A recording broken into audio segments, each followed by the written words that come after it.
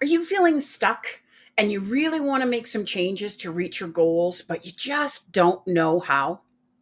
In this video, I am going to be reviewing a video that shares with us 8 secrets that we're going to turn into tweaks that will improve your life, from deciding what you want, becoming grateful, setting yourself up for success, building your confidence, and so much more.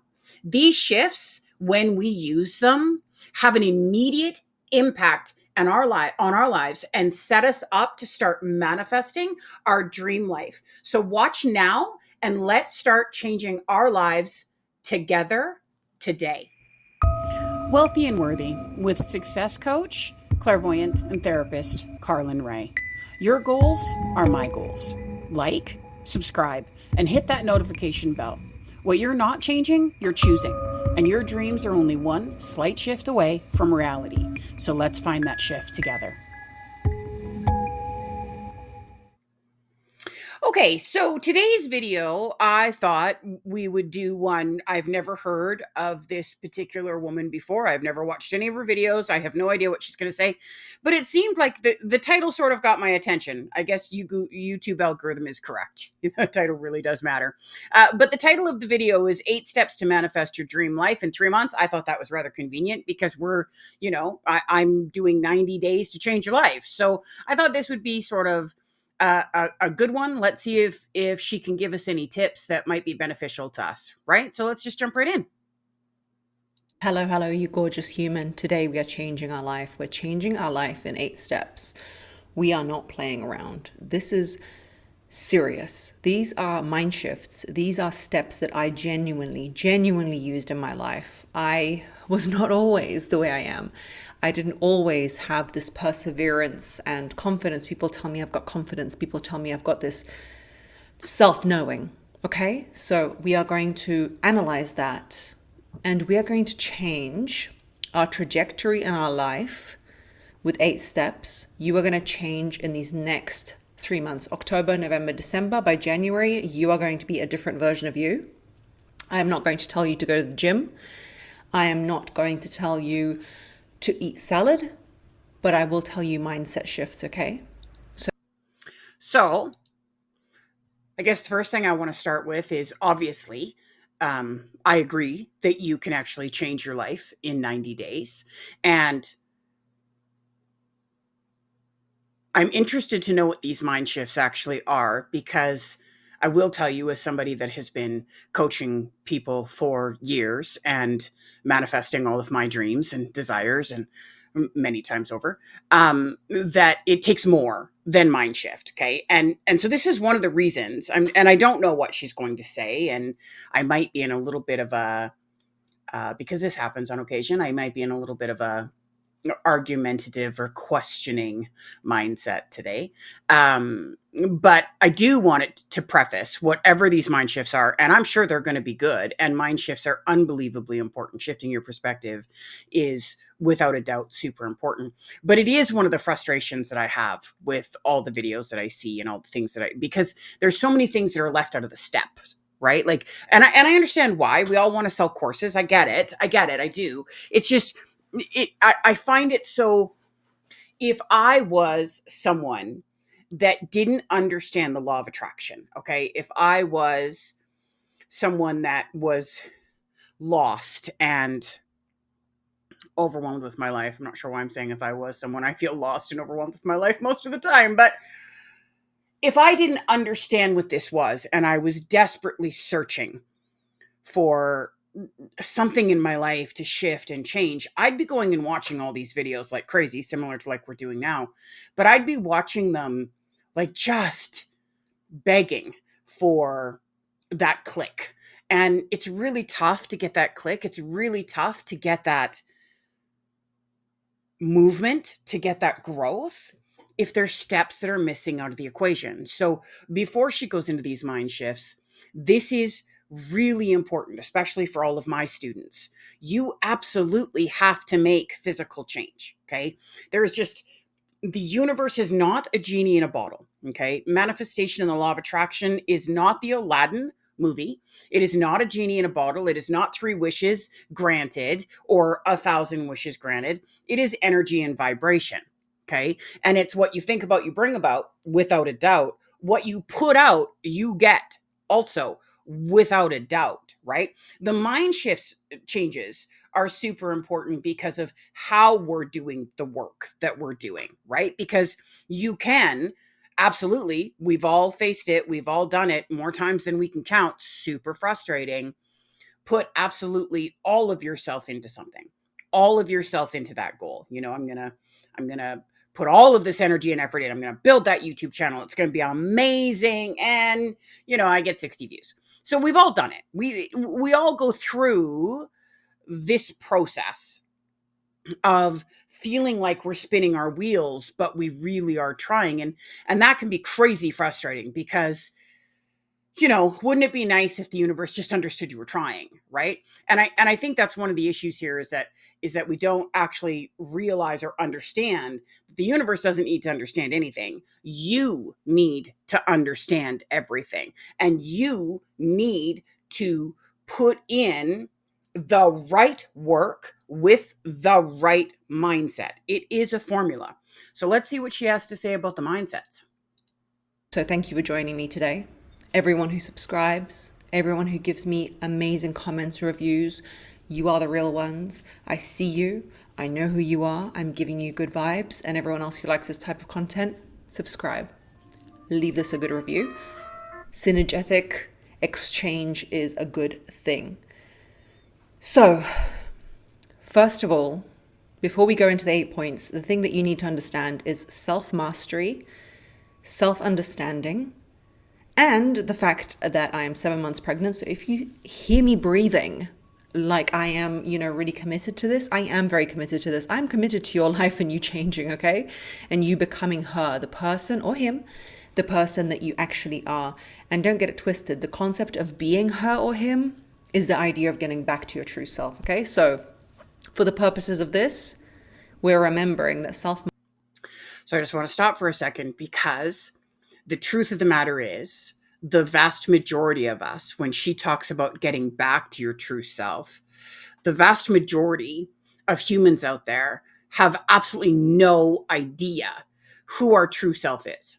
And there's no idea of who your true self is because you spent your entire life being told, being taught, being programmed. And this is not, when I say these things, this is not your parents' fault. They went through the exact same thing that you did. I mean, for the most part, obviously there's, bad parents and bad childhoods, but for the most part, this isn't intentional. We are programmed and taught from the moment we're born to see ourselves a certain way, to describe ourselves a certain way, to move forward a certain way. So the truth is, the vast majority of the human race have no idea who their true self is. So this isn't about going back to your true self. I think this is really important. This is really, at least for us in this 90 days of changing your life, this is really a self-discovery journey in who your true self actually is, and how you can use your energy to vibrate, attract, and achieve what it is that you want to achieve. So I just wanted to say, most of us don't even know who our true self is. Mastery and the realization of who you are meant to be in this world, who you are appearing to be, is perhaps the reason for life. Everyone has different ideas of what life is about. To you, it's one thing. To me, it's another thing. To Joe Schmo over there is a third thing. But for me, the reason to live is to be something and then manufacture myself almost into a new reality and a new way of being, into somebody that, I don't know, I just want to be at the end. I want to be at the end of this movie that is called life and be like, yes, I did that. I did not go gentle into that good night. I made something happen. So self-realization, self-concept, you are the master of this ship, and where you turn the wheel is where the ship will go. And you may turn it into a storm, but wouldn't you rather turn it into a storm out of your own choice, as opposed to just walk around willy-nilly, not knowing what life is throwing at you, what you're getting, what you're doing, and stumbling through life? Let's make the choices. Let's become the person you want to be in these next 3 months. And if you're listening to it later, then pick the other 3 months. If you're watching this later, if you're listening, pick another 3 months. It doesn't have to be October, November, December. If you're here going, oh no, it's not New Year, no, that's not it. It could be March, April, May, whatever it is you want it to be. Birthday months are great for it too. So, step number one. Step number one is to decide. To decide in Latin, to decide means to make an incision, but a decision means to cut off all things apart from the choices you have made. You cannot go forward without a decision. You need to decide what it is you want. Who is it you want to be? How do you want to appear in this world? What kind of characters do you want to manifest? Who do you want to manifest yourself as? How are we going to manufacture you? How are we going to manufacture who you are as a human being? What does that appear like? For example, this is a very good example for me. When I decided in the past to become somebody that prioritizes my health and healthy eating and to look after my body, as opposed to I can get in a very like junk food eating, it doesn't matter mentality. Not even in a binging sense, not even in a let me just eat everything sense, but in a just like I don't care about it, I'm not going to focus on food, I'm just going to eat what I want, like a teenage mentality almost. I can get there very, very quickly. So for me, the idea of decision, and I'm going to use food in this example to illustrate what it means, is you cannot get anywhere with the first step, is to decide who you want to be, by trying to force yourself, eliminate things, or make yourself do something with furious vengeance. You have to shift your whole perspective of who you are. So as opposed to saying, I'm not going to have croissants for breakfast, I am not going to have a burger for lunch, and I'm not going to, it's not about the nots. Yeah. It's about the identity. You know those women who just get up and have green juices? I'm not saying that should be you, but I'm just saying the identity of a human being. She does yoga, she does green juice. I've got a friend like this. If I had to tell her like, how do you stop yourself from having the croissant? How do you stop yourself from having this, that, and the other thing? She doesn't have to stop herself because she does not have the identity. She doesn't.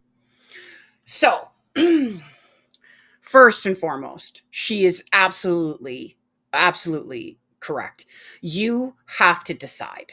And I would tell you that a really great way to do that is to look at sort of three different areas, okay? Decide who you want to be, decide what you want your life to look like, and decide what you want in your life. Now, I will tell you because, for those of you that are in the program with me, and for any of you watching YouTube, you are coming to the conclusion at some point here that I am, in fact, doing these 90 days at a time. And when you go to make changes in your life, when you um, decide what it is that you're looking for.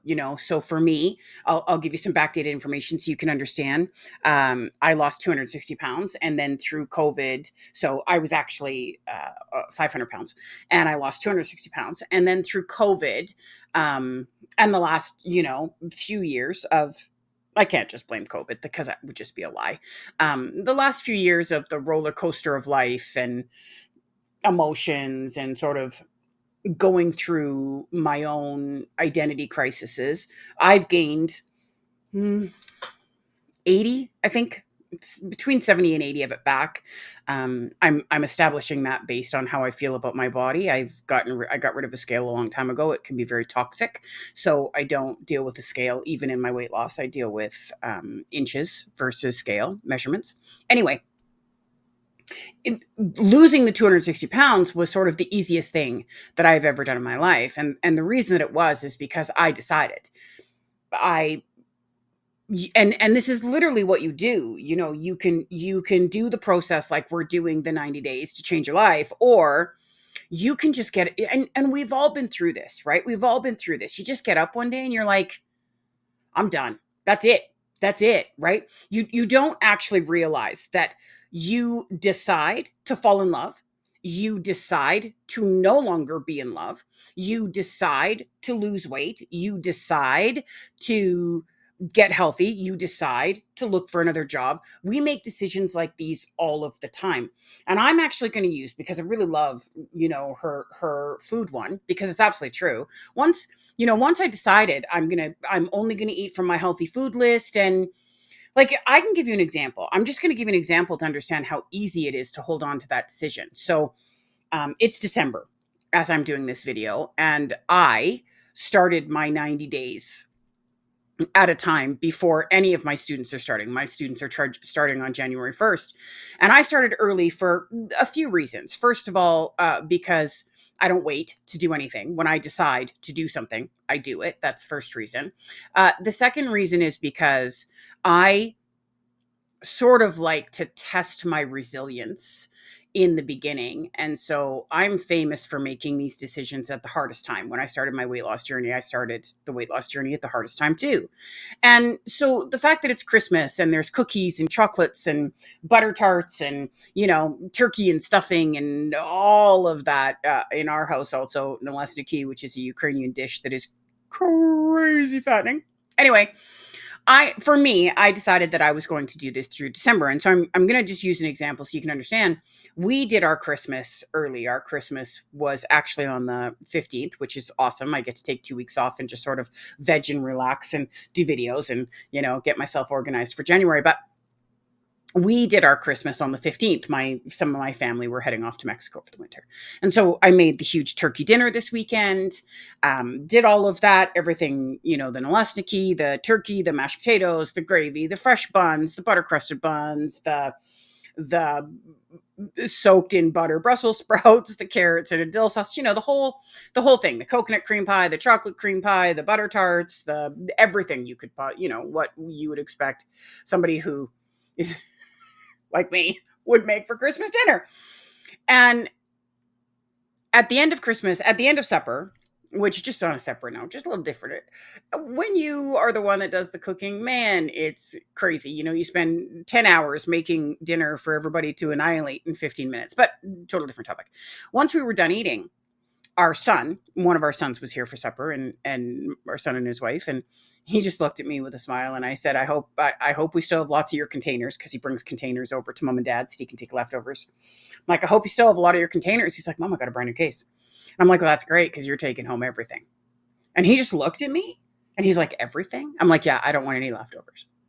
And he's like, Mom, you didn't have pie. You didn't have, he's looking at my plate, because I only ate a little bit and I ate the healthiest stuff at the table. And he's like, Mom, you didn't have any of this stuff. Like, you're lucky if you had 2 bites in elastiki, because let's be honest, I'm Ukrainian. I did have 2 bites in elastiki.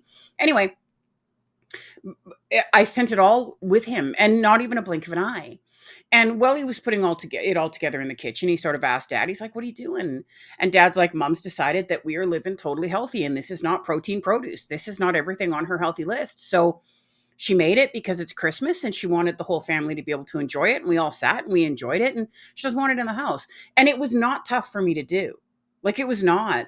I didn't wake up that night. You know how you love your turkey sandwiches, and I didn't wake up that night or lay in bed late at night craving a turkey sandwich. I wanted it out of the house immediately, because it was just going to go into the garbage. And it wasn't so that I could stop myself from eating it. I wasn't going to eat it. It was that it wouldn't all end up in the garbage. Like, at least it would go somewhere that it would get eaten. I mean, it really was a good Christmas dinner. So at least it would go somewhere that it would get eaten. It's not tough to do. Now I'm going to use a different example, and this video might take a little bit of time, right? But I'm going to use a different example that might make a lot more sense to sort of everyone, because I think that we have all been through this. We have all been through this particular one. Not everybody has been through wanting to lose a lot of weight, but um, I want you to think about a time that you have decided to end a relationship.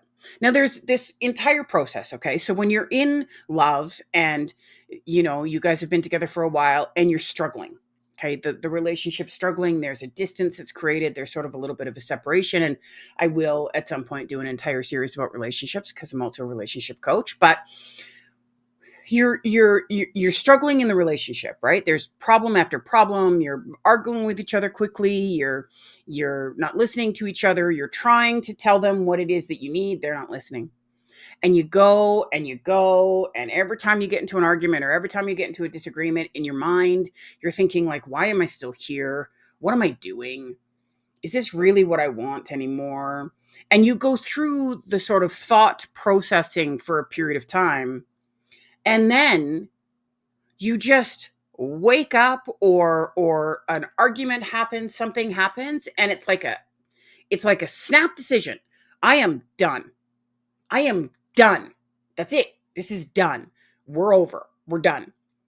I want you to think about that, because when you make that decision, this is the same person that you were madly in love with at one point, okay, that you couldn't have imagined being without. When you make that decision, it's like all of the emotion dies. It just dies. And the thing that's so important to understand is that there is two sides, there's two ends, I guess, if you will. If you think of a line, there's two ends to absolutely every emotion: love, hate, happy, sad, right? There is two sides to every emotion, and it is a flick of a switch. When you make that decision, that emotion, the emotion that you've been holding on to, the wanting to keep it together, the but I still care about him or her, it's done. It's done. You may have to process through at a later date, which is true, because you got to stay determined in order to keep your decision. Making the decision's easy. Keeping the decision is where we can start to stumble a little bit.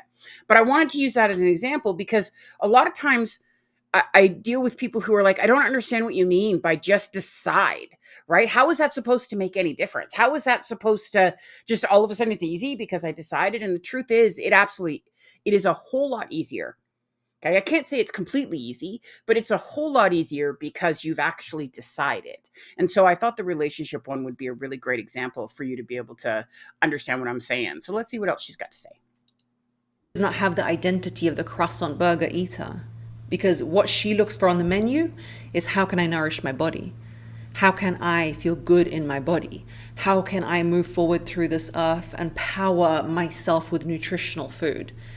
In the past, when I've made that shift, it was around the time when I did Miss Universe, and I started to really focus on how I looked and how I presented to the world.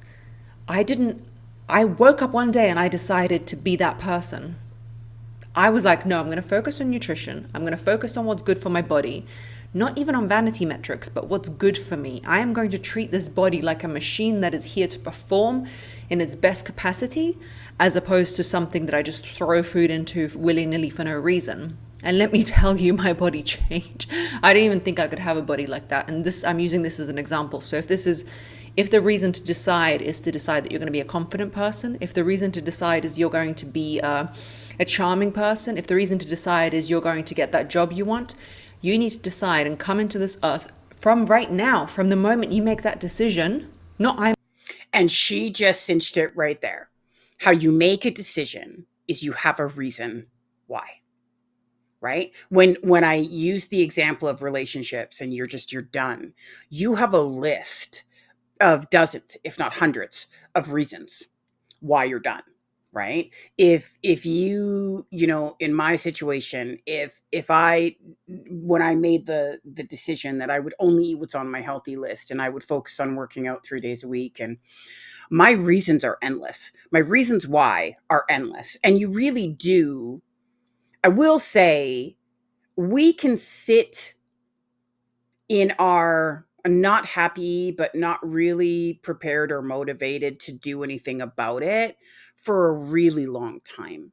And so every time you make a decision that you're going to make a change, I can guarantee you have a lot of reasons why. But the reason why, it does matter, because it's the reason why that creates the power. Okay. It creates the power behind the decision. It's the reasons why are what you go to in your brain without even realizing that that's what you're doing. What you go through in your brain when you feel like you might stumble, or it just automatically happens. When I was sitting at the kitchen table, at the Christmas table, and I'm looking at my son going, "You're taking all of it." That wasn't decided until after I had eaten my small plate, and I'm looking around at all of this and going, I do not want this in my house. Like, I don't actually know. These leftovers are never going to get eaten. at all. Like, I do not want it. And that's because my brain is sort of continually in the background sending the messages of all the reasons why I am deciding to eat healthy all the time. I'm going to be, but I am already this person, hence manifesting, hence understanding that it is as it appears right now in the current moment. If you have to stand there in the cafe and be like, oh, I really want that cake, but I can't have it, then you haven't made the mindset set to shift. You haven't made the mindset to change. You have not shifted your mindset. Which is how you get stuck not making any changes, and this is a very vicious cycle when you haven't made the mindset, and so you're sitting there and you're punishing yourself. Okay, I don't know if this is going to be on her list, but this is such an important thing. We have to stop self punishment. Self punishment is beyond brutal, and it just sets you up to fail. Oh, I really want that, but I keep telling myself I can't have that. That's a direct sort of fight in your head, because for most of us, especially once you become an adult, you don't want to be told what to do, right? And so every time you do that, you are putting pressure on yourself. Your brain is of the belief system, because you haven't decided that you actually really want that, and it's going to do whatever it has to do to get you to cave so you can get what you really want, and then afterwards you're going to beat the crap out of yourself because you caved. Because you are still old Elizabeth. Elizabeth who likes cakes. New Elizabeth does not eat cakes. It's like, for example, you see a baby eating baby food. You're not like, oh, I shouldn't eat that baby food. You're not a baby. You don't identify yourself with a baby. When you see a dog eating its delicious dog food, it is very delicious for the dog, but you don't identify as dog, therefore, you don't want to eat dog food. It was as simple as that for me when I decided, who is she? How does she act? How does she appear in this world? You guys often tell me, oh, but how do I not react to people who are toxic or negative? Like, how do I not react when he's not replying to me? You have to manifest that woman that you are in your head. I don't know who it is. Angelina Jolie? Is it Blake Lively? Is it somebody super cool? Is it somebody super fun? And be like, how is she reacting? And you need to actually be her. Act until it becomes a reality. That's the only option. Number 2 is boundaries. Boundaries, boundaries, boundaries. Margarita loves boundaries. And it is the idea of, who am I in the reality that I want to manifest? I had a message about somebody who is being treated by a certain way by a guy. She's being, disrespected. She's being this. He's ghosting her. He's not replying. And at the end of the message, after she lists all these ways that this man is abusive to her, essentially not treating her subhumanly, she goes, what should I do? The idea that the problem that we're having, my love, is you don't have boundaries and protection around yourself of the type of person you want to be. You don't have boundaries and protection of the type of person that you want to appear as. You are stumbling willy-nilly. You're telling me all these atrocious ways that this person has told you, talked to you, acted towards you, and you're saying, what should I do? What do you want me to say? You should knock on his door and demand good treatment. I demand to be treated well. People treat you as you appear in this world, and sometimes a crazy narcissist will come across your path and they will treat you subpar. But let me tell you what people with secure attachment and people who have self-esteem do, is that those people don't appear in their lives anymore. So you need to, after you've decided the type of person you want to be, you need to decide what kind of boundaries that person has. Who is that person? If you're asking yourself the questions, oh, but what should I do after he's ghosted me 7 times? If the answer is not obvious, you need to imagine, again, the woman that you want to be and how she would react in that situation. It's very simple. So I don't disagree, because I think that boundaries are very important. I talk about them all the time. What I would tell you is that what I would perceive to be the real issue for most of us is, so I'm going to back up here and say we absolutely train every person in our lives how they're going to treat us, and that's what she's talking about. You train every person in your life who comes into your life, who's been in your life, what's acceptable to do with you, okay? How it's acceptable to speak to you, talk to you, and treat you. And over the 90 days of changing your life, you're going to discover a different way to do that, which is great. But also, you know, this is about self-validation. If you aren't going to stand up for you, if you aren't going to protect you, if you aren't going to make sure that you get to move forward in all of your decisions, nobody else is going to. No other person is going to be able to do that. Okay. No other person alive. You can't just give everybody your list of what you've decided and everybody just adjusts and moves their lives or changes everything in order to do that. And I will tell you, this is very important. At first, when you decide to make these changes and to live your life differently, the people around you, they're going to buck it. Okay. They're going to struggle because they're in a routine with you. They already have a routine. They already believe they know what to expect from you. I mean, I'm married to my twin soul. I'm married to the absolute love of my life, have been for many years. And when I decide that I'm going to make these changes, and he's used to them, but when I decide that I'm going to make these changes, he stumbles. And because he stumbles, he gets frustrated easily and he doesn't necessarily talk to me the same. And he moves along, along the same path. So I can actually give you a prime example. One of the decisions that I've made is that I'm changing my schedule. So I go to bed a lot earlier and I wake up a lot earlier. I'm a night owl. My husband and I have been known to stay up till 3, 4 o'clock in the morning. I'm a poker player. We've been known to stay up till 3, 4 o'clock in the morning and wake up at, noon. I technically don't start my work days on my work days till the soonest is noon. So we're night owls, and I made the decision to change that, which is a game changer on a separate note. I wish I would have listened to everybody. But for him, it was a really tough struggle because he would constantly be like, no, baby, stay up with me. And what do you mean you got up so early? And he'd get frustrated with me. And then he'd think that he had to get up with me. And the people in your life are going to buck it because they don't understand. So the other thing that I would say is be very crystal clear with yourself and with the people that you're significantly close to that this is what I'm choosing to do, or don't take it personal that they're bucking it. But really, it comes down to, if you aren't ensuring that you get to follow through in your goals and your desires and your decisions, nobody else is going to do it. And I really believe that that's what she's talking about more so when it comes to boundaries. Simple. You need to cut out things that don't serve you. That's what boundaries mean. People, food, ideas, mercilessly. There's a whole notion about not watching the news or things that stress you out. A lot of people say, oh, but how I need to keep up with the news. I need to keep. Why do you need to keep up with the news? The only reason you need to keep up with the news is if you have some kind of pivotal and realistic way that you can change the trajectory of life. And therefore you need to keep up with the news and you need to know what's going on because you're a president and you're going to do something. If you're not going to do anything, if it's just going to stress you out and you're already depleted, you don't give enough to yourself, you don't do enough for yourself. If you are already hanging by a thread, then you need to eliminate all these things that are toxins in your life. Cut them out mercilessly. Yeah. They don't serve you. They need to go. That man, he's making you feel bad because he's ghosting you. He's doing this. What do I do, Marguerite? What? Cut him out.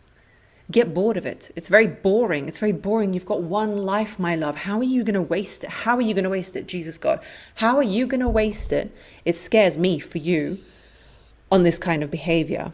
You need to understand that with feminine energy, which I know is something you're trying to deploy, you need to, when you're setting boundaries, is essentially the deepest root of feminine energy, is cut away the things that have been imposed on you. What are those things?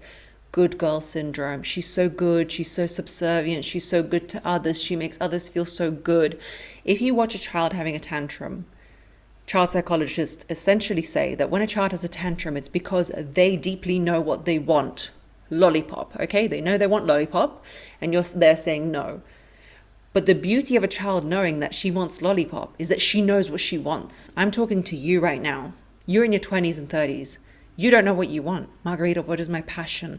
What is my passion? I don't know what I want. He's treating me like this. What should I do? You've gone so far away from the essence of feminine energy, and that is whimsical flow and liberty and just nature. You need to get back to who you were. You knew when you were young what it is to be natural and in flow. You knew you wanted lollipop. You knew you didn't want to be treated badly. If someone treats a kid badly, they go, she's mean. That guy is mean who's ghosting you. That should be boring to you. Your life is so precious and so one-off that you shouldn't have time for this kind of malarkey. So boundaries is number 2. Number 3 is writing down in the now the type of person that you are, that you appear as. Your being her list. It doesn't mean that you're writing down, in 1 year, I'm going to have the best body of my life. In 3 months, I'm going to whiten my teeth. You write down, I've got long, beautiful hair, which is something I wrote down a few years ago. My hair was like this, down to my chin, and I'd burnt it and bleached it. But if you make something your reality, if you make something how you move through space, how you move through time, how you appear as a human being, your reality, you will appear in this earth as that much quicker than if you say, I want, I want, I want. Because if you're putting the I want energy out there, you're going to be in the wanting. You're going to be in the desperate wanting energy. You're not going to be in the having energy. So what you need to write down is as you appear, even if you don't appear it now. So there's not a lot I want to say about this because I don't disagree with her. I mean, I wouldn't necessarily use the terms feminine energy, but it's not my video. What I would say is who I am, who I choose to be, how I live, how my life will look. And a lot of times when I'm working with students, and it really is up to you, I don't have a negative attachment to the word need. I actually think that need is a good thing personally for me. So for me, I do everything based on I need this in my life. I am this person. And as this person, I need this. Right? I don't have a problem with that. And I think the biggest reason that I use need a lot, and I use it a lot in my training too, is because we spent our entire childhoods being taught you don't always get what you want. So when I say I want something, there's room in the back of my head, I want a new car. There's room in the back of my head to give me all kinds of reasons why I can't have a new car. I'm not good enough for a new car. I can't afford a new car. I'm not worthy of a new car. I don't require a new car. Right? There's so many things that'll pop up into my head because of my childhood about getting that new car. Whereas I go forward and I'm like, I need a new car. And you can't fight what you need. It's be like, I need water. Well, are you going to argue with the fact that your throat's dry and you actually need some water? Like it shifts everything for me. I need a new car. And everybody looks at me and goes, well, why do you need a new car? Because it will make me feel so much better, because I will enjoy it so much more. And the more that I enjoy the things in my life, the more I attract that I will enjoy. Right? So Beautiful long hair. I have a podcast. It's in the charts. I'm telling you what I wrote, okay? I am loved and valued by my family. I can't remember if these are the exact things I wrote, but it's something like that, right? I'm doing this, I'm having this, I'm enjoying this. And for the context of this, me and you are working on the 3-month deadline of who we're going to appear as. So the being her list is everything that you appear as every day. Who you are. It should give you joy. It should literally spark joy in your soul and make you so excited. Then, and I love this bit, I am a list-making Virgo. I love this bit.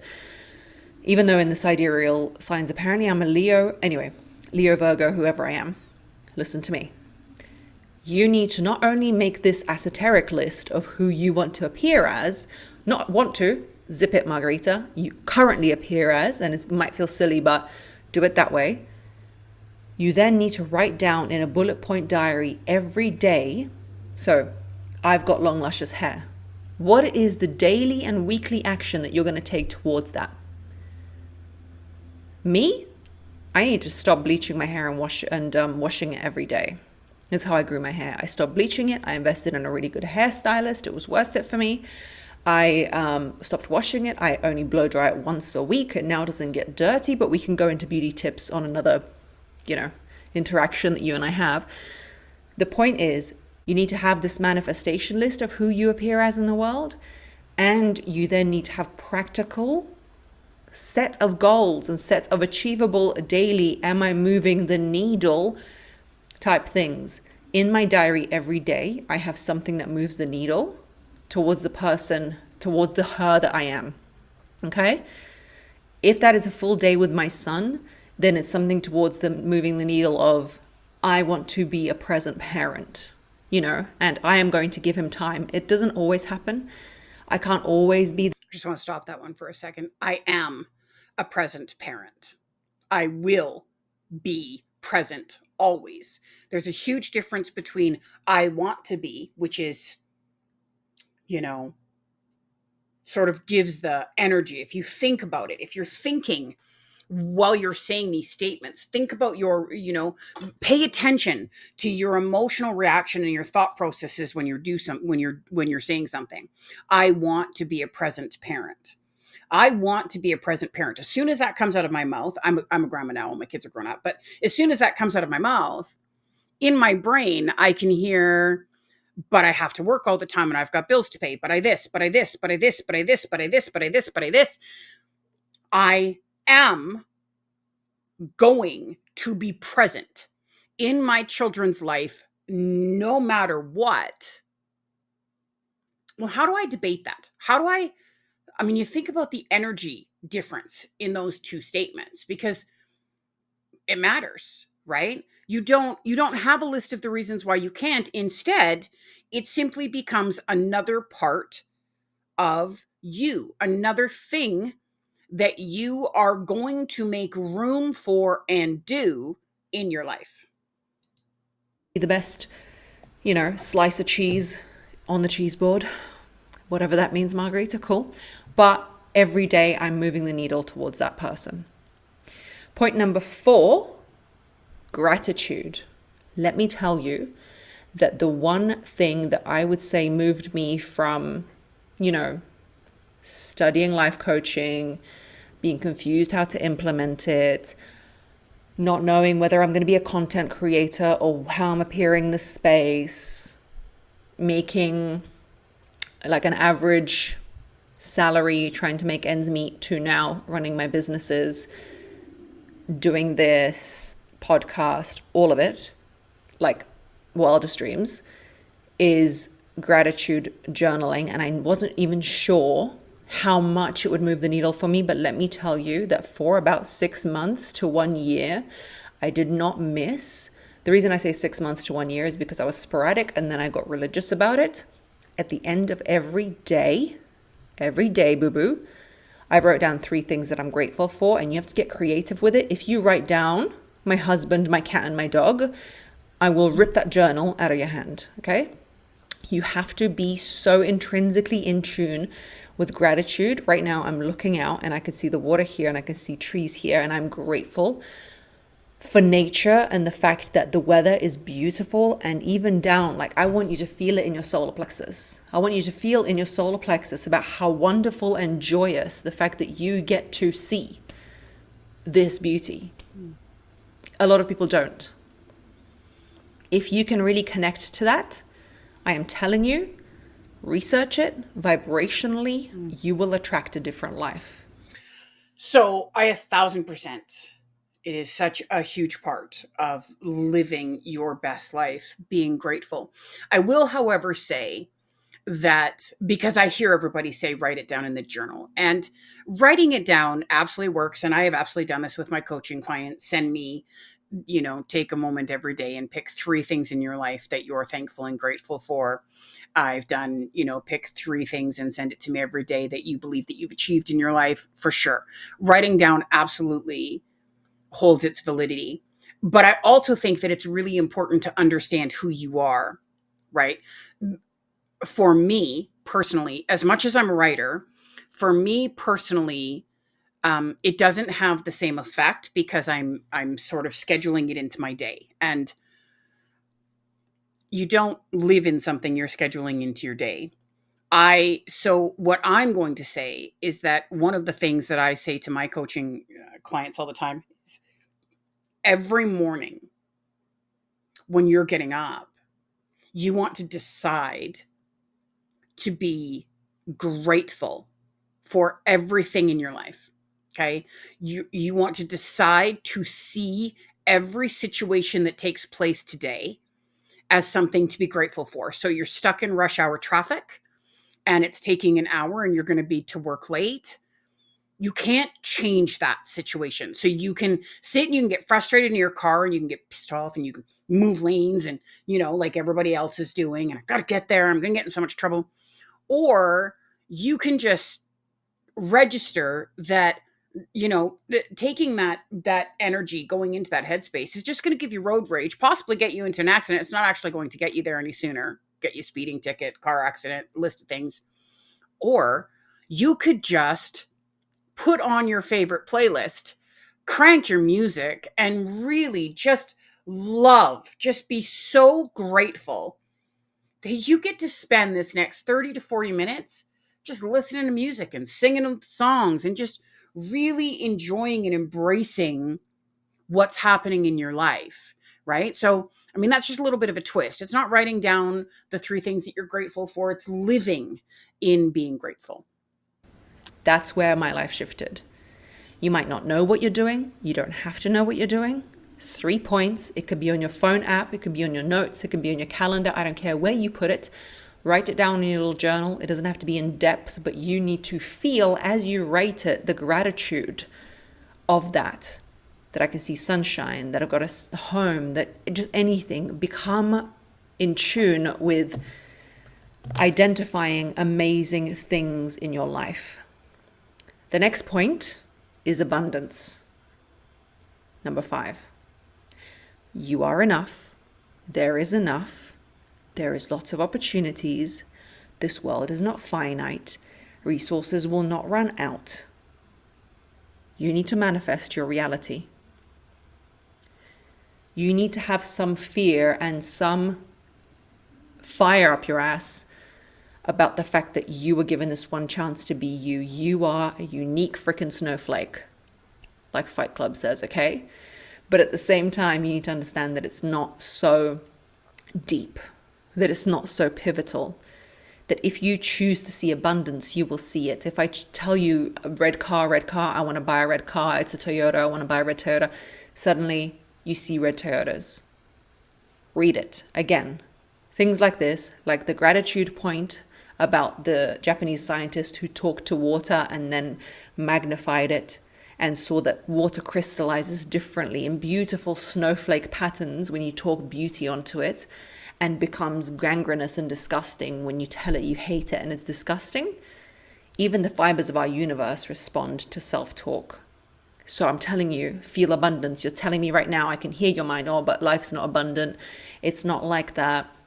I wasn't born with this, that, the other one. Nor was I. Baby girl, you're sitting here telling me, nor was I, okay?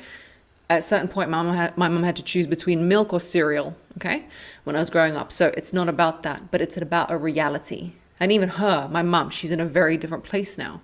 Abundance, seeing opportunity. What could I do with this? What could I do with that?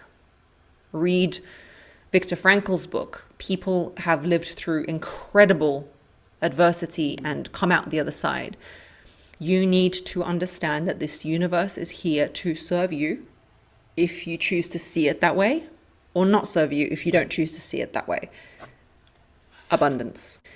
Next is a very dear one to me, because core beliefs is something that is so hard to shift. So hard to shift. It's like pulling teeth.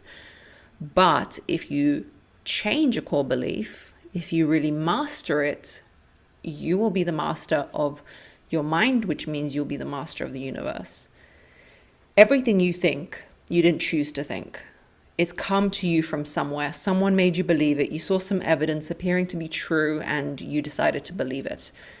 As a child, you didn't know, that pigs can't fly. If somebody told you, you might have believed it. Now you know more about aviation and pigs and all these things. So you don't believe it, right? Thank you, Stephen Bartlett, for that example. Diary of a CEO, great podcast. Check it out. But the question of who am I and confirmation bias is basically your belief center. When you're trying to change a belief, like I'm not worthy, I'm not lovable, no one likes me, when you're telling that to your brain's main function is to prove you right. It wants to prove you right because it doesn't like cognitive dissonance. It doesn't like to be wrong because then you have no stable standing. The brain does not want to feel crazy. The brain wants to feel grounded in its reality. And its job is to say, yep, I see the sky is blue. Yep, I see the leaves are green. Yep, I see this cup of tea. So we're going to stop right here because your brain can actually be convinced of anything. And as much as I concur that you create your belief systems starting with somebody influential, somebody that you trust, somebody that you believe, somebody that you look up to, somebody that you're supposed to pay attention to, somebody that you're supposed to listen to has told you something. And so you believe it to be true. And because you believe it to be true, you continue to repeat it to yourself over and over and over and over and over again. And that goes into the programming of your brain. Okay. So, if as a child, you were told that men can be unfaithful and it's from your mom and you believe your mom and you trust your mom. And as you get older, you have repeated to yourself all the time that you have to be so careful because men can be unfaithful. And then every man that you get into a relationship with you proves to you that you're unfaithful, that they're unfaithful. I deal with this. And so in your world, every man on the planet is unfaithful. Absolutely not true. You just only attract men that are going to be unfaithful to you. And you do things, say things, react to things in ways you are not even paying attention to that you've done to create and to attract them to cheat. I have absolutely watched scenarios where a man or a woman who would never cheat before, has never cheated in the past, cheats in a relationship with someone who has always been cheated on. So I absolutely understand all of that. I work people through belief systems all the time. What I would tell you that you need to start looking at is, do I believe this or was I told to believe this? That's such a great question. Anytime something pops up in your head, do I believe this or was I told to believe this? Okay. But also looking at your life and how many times you have defied, not had the outcome of the things that you have believed, right? Choose. This comes back to you, because I will say that in coaching I often sort of go over or under your belief systems, and I do that intentionally because your belief systems, they wreak all kinds of havoc in your brain. And if you flare them up, so you have these belief systems and they become like a part of your programming. So they're programmed into your brain, and your brain has a directive. If this worry, concern, this belief system has to pop up, it's like warning, warning, warning, and it's going to try to do everything it can to prevent that from happening. And your brain does not understand that while it's trying to do everything it can to prevent that from happening, it's actually going to create that happening, right? It's actually going to manifest that to be the reality. Whether you do the exact same thing or you do the opposite, you're going to get the same result. And that's because your brain is so busy focused on what you don't want that you end up getting what you don't want. What you're trying to be protected of, what it's trying to guard you from, what it's trying to keep you aware of, what it's trying to warn you about, right? So I don't, and over this 90 days of changing your life, we're not going to focus on what you believe. We're going to focus on what you decide to change. Because when you get a new outcome, when you are focusing on what you're deciding to change and you get a new outcome, that will change your belief without it being flared up, right?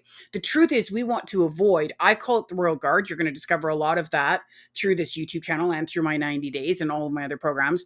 I call it the Royal Guard. I do that because it doesn't make any noise, it doesn't make any sound, it doesn't anything. But if you try to go near the queen, it's gonna bring out its guns and shoot you dead. That is your belief system. All of those things that have been created, they're your Royal Guard. It's there to protect you, but it's protecting you with the wrong directive. right? It's protecting you with the wrong directive. Okay. So, I can use an example when Donald Trump got shot at. Okay. It's not that he didn't have Secret Service. It's that they were protecting him with the wrong directive. Okay. They didn't take that into consideration. They missed something in the boat, whatever it is. Their directive that was given by their superiors was to watch him here, here, here, and here, not over here. He was protected with the wrong directive. So it doesn't mean that he wasn't protected. It means that he was protected with the wrong directive, right?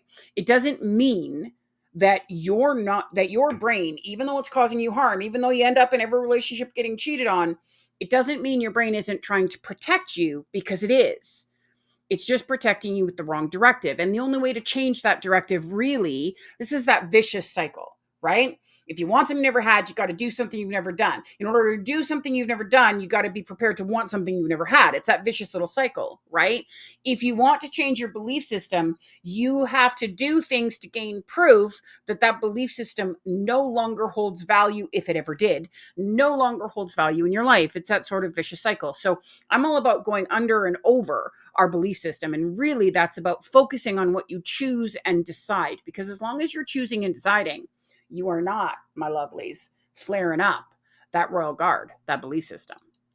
In front of me, which Margarita will now sip.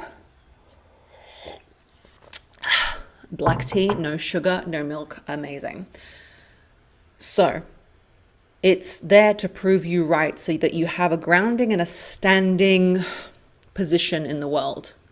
Instead of trying to change your beliefs by going, yeah, maybe I am lovable, I don't know, maybe people do like me. Ask yourself, ask your brain a question that will change your beliefs. And this is how you do it.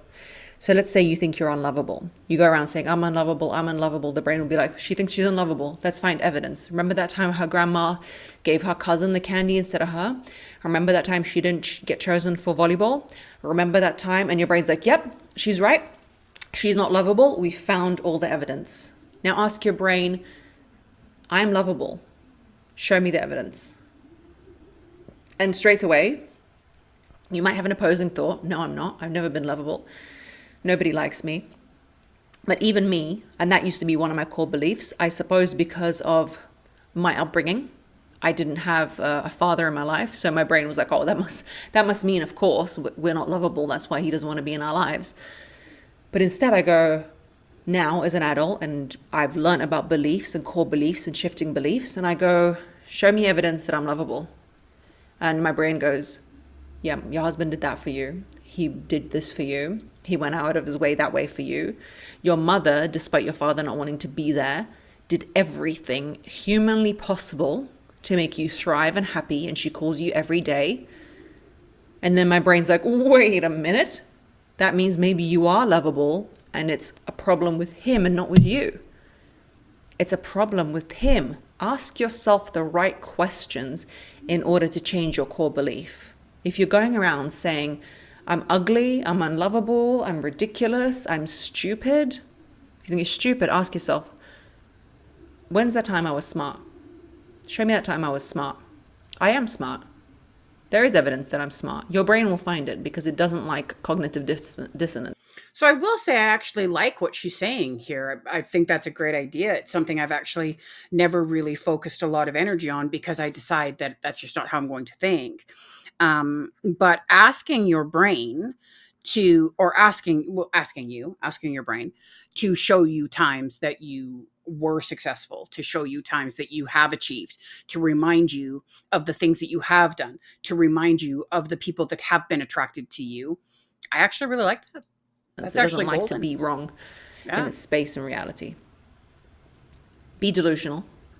Brainwash yourself. Even if it's not true, wouldn't you rather live in a delusion that you're smart and attractive than not? And now you're thinking, oh, I don't want to be selfish. I don't want to be delusional. I want to be realistic about who I am. Forget it. Throw that in the bin along with your other beliefs.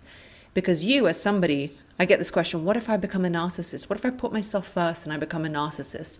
A narcissist wouldn't even dream to ask that question, wouldn't watch the videos, wouldn't even understand how to Yeah. prioritize themselves because they already do. It's like telling I don't know, the color pink to be pink, it wouldn't watch those videos. The fact that you're questioning, oh, it's like if you're questioning if you're a bad parent, you're probably a good one.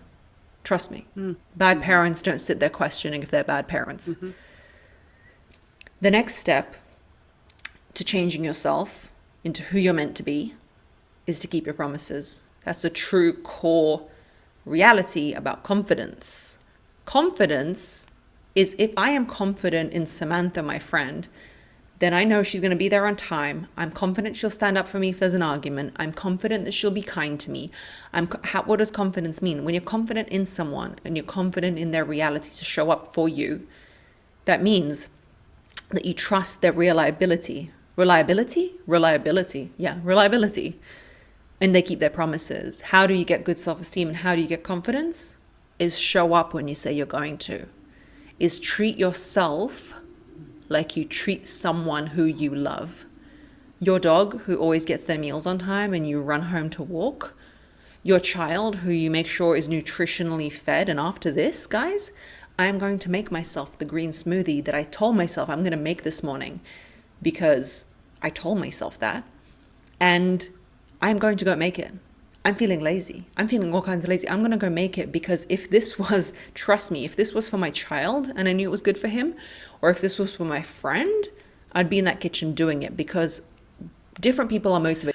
So I'm going to stop here for a second because when she said keep your promises, I was like, oh, yeah. I mean, it's not that that isn't valid. We should all keep our promises or pay more attention on what we're actually promising. But I would actually change this particular step to treat yourself the way that you treat somebody you love. That is absolute gold. That is exactly what we should all be doing. We should be treating ourselves the way that we would treat somebody we love. And that includes our decisions. Okay.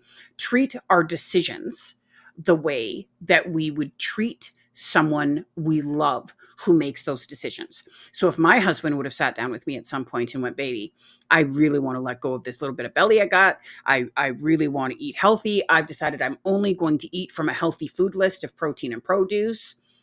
There is no person on the planet that would actually get away with bringing garbage into this house. I wouldn't let the kids, I wouldn't let friends, I wouldn't, nobody. Nobody. If they tried to bring it in, I'd have it left at the front door outside so that it never even entered his realm of having to do anything about, because I love him, because I want to help him reach his goals. Okay. Treat yourself, your decisions, your goals, the things that you're creating into your life the way that you would treat someone you love's goals, dreams. Treat yourself the way that you treat somebody you love. Treat your goals the way you treat somebody you love's goals. That's what I would change this step to. Differently. And I'm not going to lie, I'm motivated by other. So I literally have to keep my promises to myself by motivating myself of what would I do for someone else. And there is nothing wrong with that. Show up like it's for someone you love. Do it through discomfort. If you're feeling selfish, good, push through it. Push through it. Put yourself first and push through it. See who you become in 3 months. Don't like it? Stop it after 3 months. Last but not least, my wonderful, sexy darling, is you need to learn new skills. You need to put some oomph behind your self-confidence. You want to learn tech, you want to know graphic design, you want to learn cooking. I want to learn cooking. I am obsessed with cookbooks. Do you know how much I could read cookbooks? Like, it's bizarre and it's wild. You want to learn the gym, as in like lifting properly and correctly.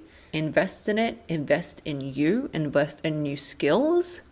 Women say to me, oh, I'm a stay-at-home mom. I'm going to be boring if I don't work. Yeah, because what he wants to talk to you about is your accounting. Today I did accounting. Are you crazy? Everyone, no matter if you work somewhere, if you stay at home, needs to always be cultivating new skills in order to become interesting to your friends, people around them. Are you reading? Do you read? Do you even read? It's not about do you even lift, but do you even read? Make yourself busy. Get excited about life. You get one. Even if you believe in reincarnation, you're not going to be reincarnated as you, and you're not going to know the people you know. So get excited. This is a privilege and it's a joy. It's a joy. I'm going to just beat that into you. And So I actually love this step. I've never thought of this step. I do it all the time, but I've never actually thought of it as one of the steps. So what I would say is write a list of the things that you would like to learn and pick one. Over the next 90 days, pick one of those things that you would like to learn, go research it, go start to learn it. Right. And let's start with little things. I love her example. I would love to learn how to cook better. I would love to learn how to do YouTube videos. I would love to learn how to diamond dot. I would love to learn how to paint. I would love to. We give ourselves a lot of excuses and reasons why not to take the time, make the investment, make the purchase, whatever it is that we need to do in order to advance our skill set. And knowledge is power, my friends. The more you learn, the more you discover, right? And a part of 90 days of changing your life is figuring out not only who you want to be, who you choose to be, but also who you're meant to be. I can give you an example. I have so many coaching clients that, when they start coaching with me, they may not even know what they want to do. I have one as an example that went to school to become an interior designer because the oil and gas industry was going to cause issues, and she didn't think that it was going to be a reliable career anymore. So she retired from her career completely, went back to school, became an interior designer. In her head, she was just going to work at a design firm, right? But through our coaching, we discovered what she really loves about designing. And she became a consultant, and now she's self-employed. And she doesn't actually work with clients doing design. She works with design firms doing all of their I don't even know what it's called, but it's all of the program side of it. She absolutely loves it. And because she loves it, she's so successful. It would have never dawned on her that this is what she could do. I have another client who, he wanted to be able to pay his bills and be comfortable, and so he knew how to estimate, so he created an estimating business. And through doing that, and he loves investing, he figured out that he really wanted to learn how to program some algorithms and stuff, and now he actually programs and gets paid to create apps and programs and all kinds of things. Like, learning all the time is actually going to get you to that out goal, to that sort of set um life that you whoops that we're just sorry, we're going to stop that because first I accidentally pushed the wrong button. Instead of going to my camera of the video, I actually went to another video. You when you and we're just going to stop this share. When you're learning things constantly, you're developing the parts of you that you haven't allowed to take place or to happen so far. And so, because of that, you are restricted in what you think you can do. And that becomes such a problem when we want to build things in our lives because we think that we're restricted. We think that we don't know enough to be able to go after that. Why do people not open a business? Because they don't think they know enough to open a business, right? Because they don't think that they could be secure enough, because they don't think they could make sure they could pay all their bills, because they don't think that they're good enough or secure enough. And so, learning a new skill set every day, absolute great plan. So that's the review of the 8 things in my 90 days to change your life. I'm going to sort of take this video just a little bit further and with my students, and I'm going to give them the statement of the day for their mission mirror statement, and the tool of the day that we're going to use with that. For the rest of you here on YouTube, do me a favor. This is what I'd love to see you do. I would love to see you share with me in the comments what you believe out of that list of 8 things. And I'm just going to review the list of 8 things super quick. Decide, set boundaries, being the you list, gratitude, abundance, core beliefs, keeping your promises, so treating yourself the way that you treat somebody you love, and learn new skills. Out of those 8 things, what do you believe as the viewer? What would you say? And please write this in your comments. What do you think it is that you struggle the most with? And I look forward to seeing all of you here on YouTube again tomorrow. And for those of you that are in my 90 days to change your life, keep watching. Maybe pause, get yourself another cup of tea, whatever. Keep watching, and we're going to review this video together. I'll see you guys on YouTube tomorrow.